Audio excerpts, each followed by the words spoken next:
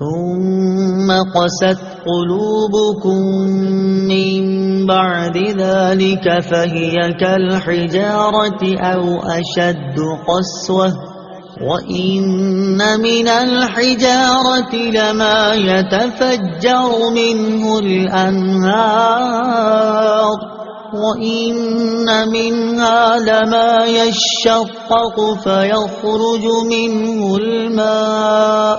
وَإِنَّ مِنْهَا لَمَا يَهْبِطُ مِنْ خَشْيَةِ اللَّهِ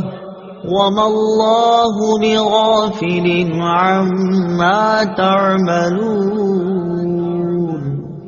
ترجمہ: پھر اس کے بعد تمہارے دل سخت ہو گئے تو وہ پتھروں کی طرح ہیں، بلکہ ان سے بھی زیادہ سخت ہیں، اور پتھروں میں تو کچھ وہ ہیں جن سے ندیاں بہہ نکلتی ہیں، اور کچھ وہ ہیں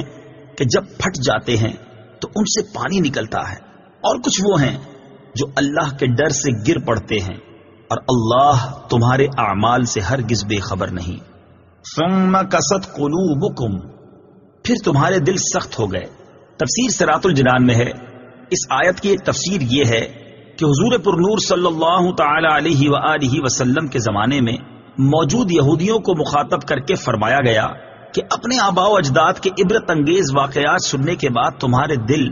حق بات کو قبول کرنے کے معاملے میں سخت ہو گئے، اور وہ شدت و سختی میں پتھروں کی طرح ہیں، بلکہ ان سے بھی زیادہ سخت ہیں، کیونکہ پتھر بھی اثر قبول کرتے ہیں کہ کچھ پتھروں سے ندیاں بہ نکلتی ہیں، اور کچھ ایسے ہیں کہ جب پھٹ جاتے ہیں تو ان سے پانی نکلتا ہے، اور کچھ وہ ہیں جو اللہ تعالیٰ کے ڈر سے اوپر سے نیچے گر پڑتے ہیں، جبکہ تمہارے دل اطاعت کے لیے جھکتے ہیں، نہ نرم ہوتے ہیں، نہ اللہ تعالیٰ سے ڈرتے ہیں، اور نہ ہی وہ کام کرتے ہیں جس کا انہیں حکم دیا جاتا ہے۔ اور یاد رکھو کہ اللہ تعالیٰ تمہارے اعمال سے ہرگز بے خبر نہیں، بلکہ وہ تمہیں ایک خاص مدت تک کے لیے مہلت دے رہا ہے۔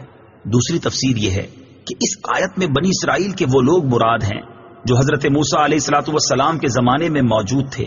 ان کے بارے میں فرمایا گیا کہ بڑی بڑی نشانیاں اور حضرت موسیٰ علیہ السلام کے معجزات دیکھ کر بھی انہوں نے عبرت حاصل نہ کی، ان کے دل پتھروں کی طرح ہو گئے، بلکہ ان سے بھی زیادہ سخت، کیونکہ پتھر بھی اثر قبول کرتے ہیں کہ ان میں کسی سے ندیاں بہ نکلتی ہیں، کوئی پتھر پھٹ جاتا ہے تو اس سے پانی بہتا ہے، اور کوئی خوف الہی سے گر جاتا ہے جیسے اللہ تعالیٰ کو منظور ہوتا ہے۔ لیکن انسان جسے بے پناہ ادراک و شعور دیا گیا ہے، حواس قوی ہیں، عقل کامل ہے،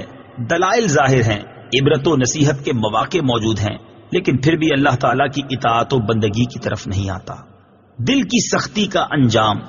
اس سے معلوم ہوا کہ دل کی سختی بہت خطرناک ہے۔ اللہ تعالیٰ ارشاد فرماتا ہے: أَفَمَنْ شَرَحَ اللَّهُ صَدْرَهُ لِلْإِسْلَامِ فَهُوَ عَلَى نُورٍ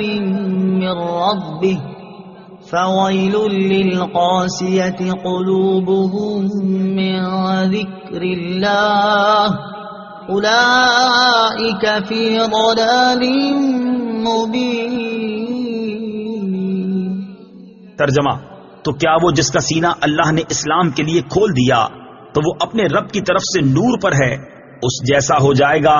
جو سنگ دل ہے؟ تو خرابی ہے ان کے لیے جن کے دل اللہ کے ذکر کی طرف سے سخت ہو گئے ہیں، وہ کھلی گمراہی میں ہیں۔ حضرت عبداللہ بن عمر رضی اللہ تعالی عنہما سے روایت ہے، حضور اقدس صلی اللہ تعالی علیہ وسلم نے ارشاد فرمایا: اللہ تعالیٰ کے ذکر کے علاوہ زیادہ کلام نہ کیا کرو، کیونکہ اللہ تعالیٰ کے ذکر کے علاوہ کلام کی کثرت دل کو سخت کر دیتی ہے، اور لوگوں میں اللہ تعالیٰ سے سب سے زیادہ دور وہ شخص ہوتا ہے جس کا دل سخت ہو۔ دل کی سختی سے متعلق مزید کلام سورہ حدید کی آیت نمبر 16-17 کے تحت ملاحظہ فرمائیں۔